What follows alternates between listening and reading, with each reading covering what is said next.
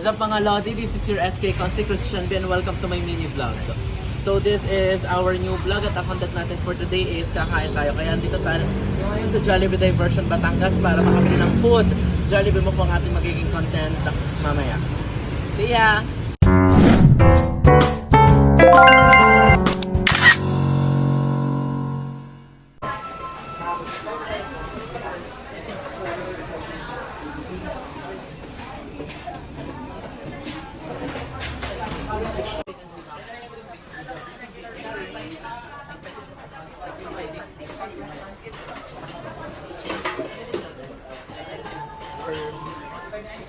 Busog na naman tayo.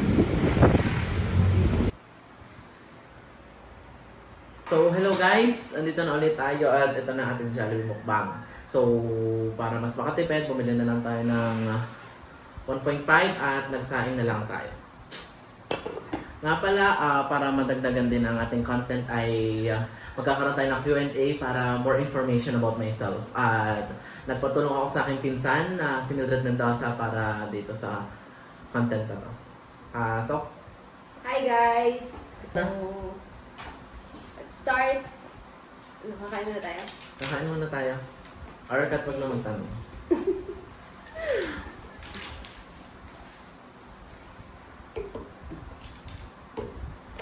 So, your first question. What is your real name? So, base nga sa nasa YouTube ko, Christian M. Bugayon. Christian Mendoza Bugayon. So, what is the meaning behind that name? So, meron ba siyang ibig sabihin? Wala. Hindi,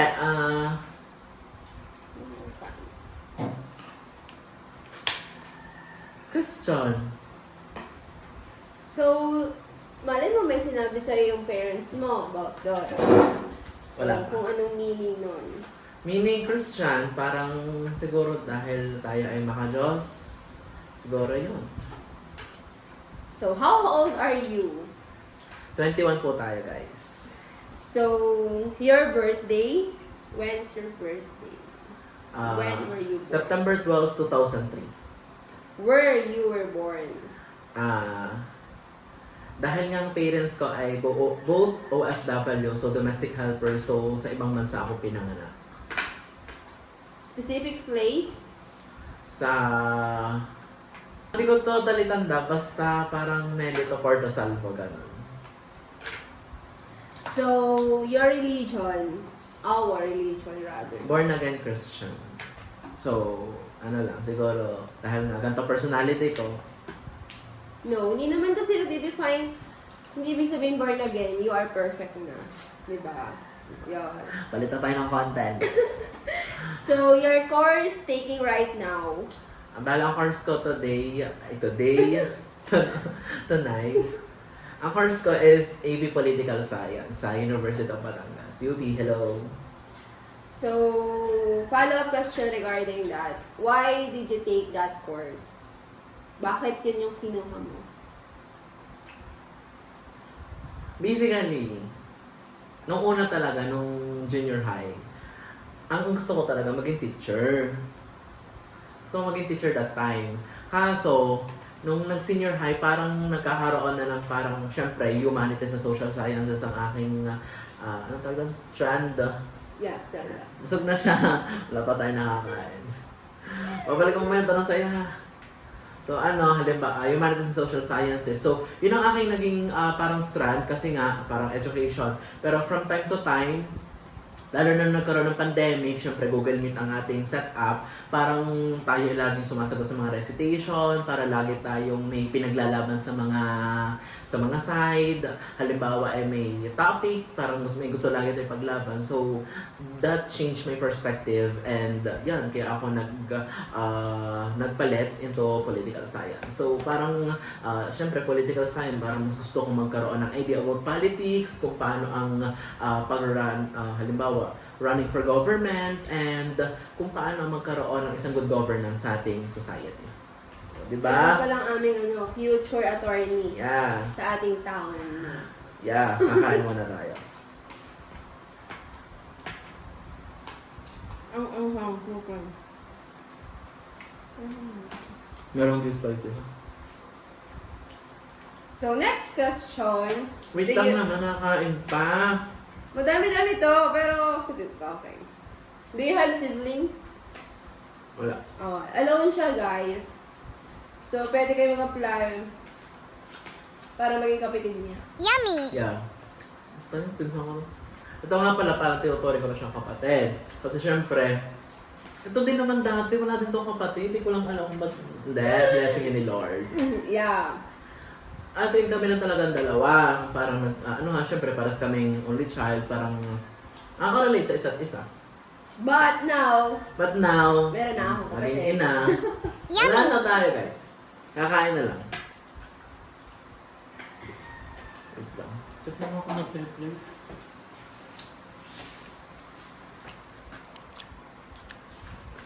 Hindi. Nag-play, di ko lang alam kung ilang minutes na. 20 minutes yan. Bigyan mo naman. Ayoko. Go. Next. So next, what is the most unforgettable memories when you were child? Dito and then sa ibang bansa. Kasi, di ba, doon ka naman lumaki. So, magkabukod yon. Most unforgettable? Siguro, syempre, bata ako tapos noong sa ibang bansa, ang pinaka-most unforgettable experience ko, syempre, yung parang yung experience ko na nakapasok ako sa ibang bansa. Syempre, yung pressure, yung parang paano ako makikipagsalumuha sa kanila, considering nga na hindi ko alam yung kanilang language. Syempre, gusto ako makasama ng magulang ko at yun nga, siguro experience ko doon. Siguro yung dami na. Yung siguro first Christmas together with my family. Kasi hindi lang naman siya halimbawa ay dahil nasa ibang bansa kami, hindi. Kaya siya most unforgettable kasi that was my first experience na kasama ko yung both parents ko during Christmas. So, dito naman sa Pinas, Dito naman, lumipat ka, I remember, grade 6 tayo. umulat ako grade 6. Ano yung natatandaan mo? Most Unforgettable. experience ng grade 6. Yeah. Sumali ako. Sumali ako sa Mr. and Miss Foundation ng Banaba Elementary School 2015. Siyempre, parang ako ay nanibago. Parang ako ay ang tawag doon, yung parang Nahirapan pang parang may adjustment na gano'n. Kasi siyempre, parang harap sa maraming tao. uli sa'yo. Hmm. Okay. So, what languages do you speak? Give me example. Naman may example. Yeah, kasi alam ko, magaling kang mag-Italiano. So, example. Tagalog. English. English. Italian. Chinese. Arabic. Example. Japanese. Tagalog. Ito, sinasabi natin English. Yung kanina nga. Ang Italiano, ciao, buongiorno, stands for good morning. Ang Chinese, made in China. Made in China? Gusto mo naman sagot mo, te? Korean, chopstick. And then, Italian, Filipino, tsaka English. Yun lang. Kumain ka muna. Paubos na.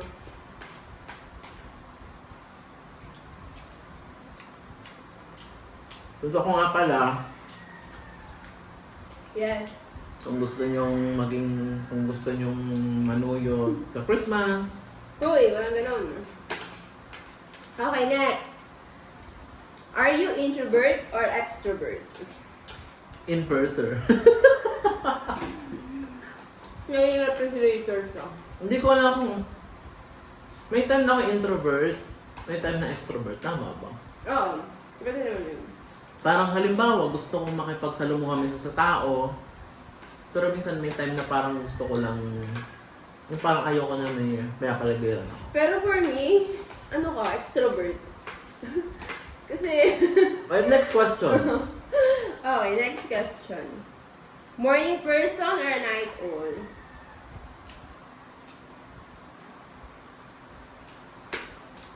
Morning person. No, we're not.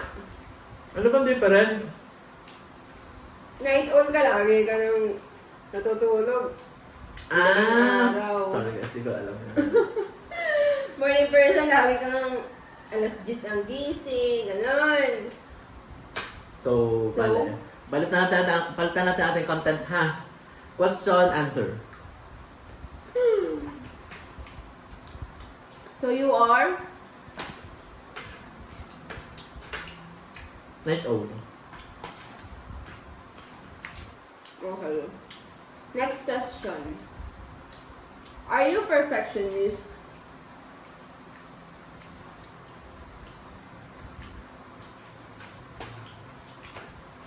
Parang noon, oo. Pero ngayon parang hindi mo totally perfectionist. Parang gusto ko pag gumagawa ko ng bagay, nilalagyan ko ng effort. Pero alam niya na tamad, nagpapasipag lang sa akin ng due date. So nawawala na yung idea ng pagiging perfect ng mga activities. Kung halimbawa yung may submit na lang na activity, gano'n. But in other matter, halimbawa sa ibang tao, parang laging mo bang kinokorek or napapansin yung mali ng ibang tao or what? Sa mga ka-close ko lang. Kasi syempre, halimbawa ikaw, parang kilala mo na yung personality ko. Parang sa iba kasi hindi naman sa, baka ma-offend. So parang nagiging ganun ako. To Depende those, sa tao. oo. Okay. Pero hirap naman pag halimbawa yung mamali-mali yan. Next, what is your strength?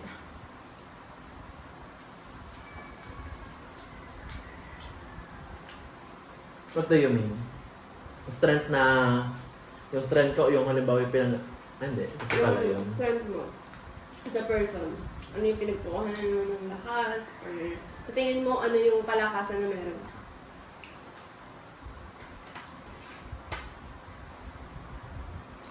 What is my strength? Yeah. Your family? Or si God? Your friends? So, ikaw. Family. Kasi, syempre, sila yung nagtatrabaho para sa ibang bansa to satisfy my needs. Tsaka, yun na, parang, kung pagod ako, mas pagod sila. So, weaknesses. Ano naman yung kahinaan mo? Alam nyo, isa yung ko lang ito sasabihin, ha? Ano yung kinaan ko? Sa akin, madami tayong manonood. Alam nyo ang weakness ko? Yung parang sa akin, yung kahinaan ko, madali akong, ganito kasi, halimbawa may nagawa ko sa akin masama, syempre ako sa samaan loob, ika-cut off na kita, parang aalsin na kita, parang ako na yung didistansya sa'yo. Ang masama lang sa akin, hindi ko lang masama siya, pag na-miss kita, ako din yung una mag-approach. mag-a-approach sa'yo. Parang ang weakness ko, parang malambot ako, parang malambot ang puso ko, parang, No. Para sa akin, strength mo yun. strength ba yun? Oo. Kasi parang, alam niyo kasi sa akin, syempre, halimbawa, kaibigan mo, may nagawa sa'yo masakit. Syempre, parang sa ika-cut off mo. Pero, alam niyo, parang namimiss niyo. Parang halimbawa ay namimiss niyo yung mga experiences, yung parang ako pa rin yung unang mag-a-approach. Okay. Ganun siya kabait, guys. So, Nakakain lang yan ng manok, kaya ganyan. So, next Nakakita ko is... mo. Oh. Spaghetti. What? Dako naman tayo sa mga favorite mo. What's your favorite color? Madami ba? Red, tsaka blue. Your most comfort food? Jollibee. God, Jollibee na nasa harap namin, so Jollibee. Jollibee, hello. Favorite movie? 7 Sundays. Ano yun? Yeah. Ayaw mo na ano? Favorite movie? Your hobby. Your favorite hobby.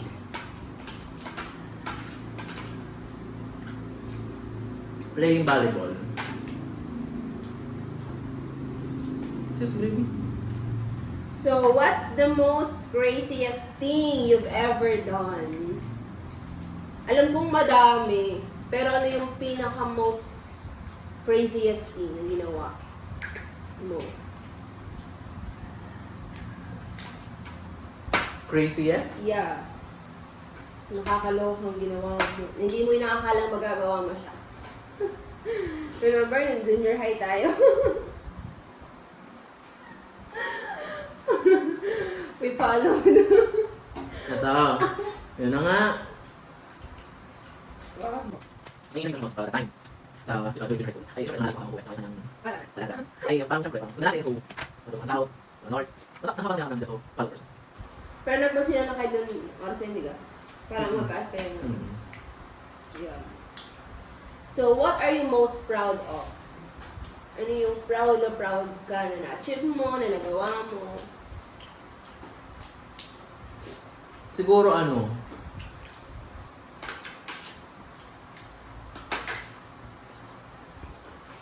Kap ng manok. Alin? Ano? Paano pa ako din?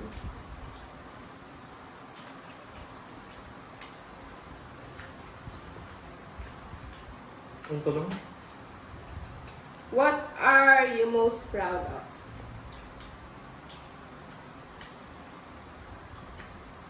Siguro yung ano, natutunan ko maging independent sa buhay. Mahirap ba? Sabay ganun. Mahirap ba maging independent? Ano lang yan, mag-isa ka lang dito sa bahay. So, paano mo siya nakakayanan? Mahirap sa una. Lalo kami nakasanayan ng tao kasama dito kasi during that time, ang lola kasama ko dito tapos when she passed away, parang andun yung mga big adjustments. Yung parang, sa una mahirap pero parang pag natutunan mo, parang mas maganda. Kasi parang sa paggawa ng bagay o kaya halimbawa pagluluto or when you want to do something, parang hindi ka na magiging dependent sa iba. Parang, Alam mo na Mm. kung paano. So next, what motivate or inspires you? Ano yung nakakapag-motivate tayo or inspired ka ba right now?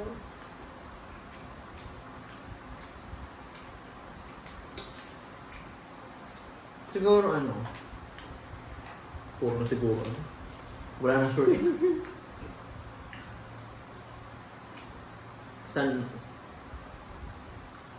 Parents ko, nakaka-inspire sa akin. Siyempre, para maibalik naman sa kanila. Hindi man totally maibalik, pero siyempre yung magkaroon naman ng maging worth it naman yung kanilang sacrifices. Tsaka, siyempre, yung maging successful sa buhay at lalo na tayo, siyempre tayo, lagi tayong kung saan napunta, magastos, anak ni Henry C. Kaya dapat talaga, inspire makatapos tayo. Your biggest pet peeve?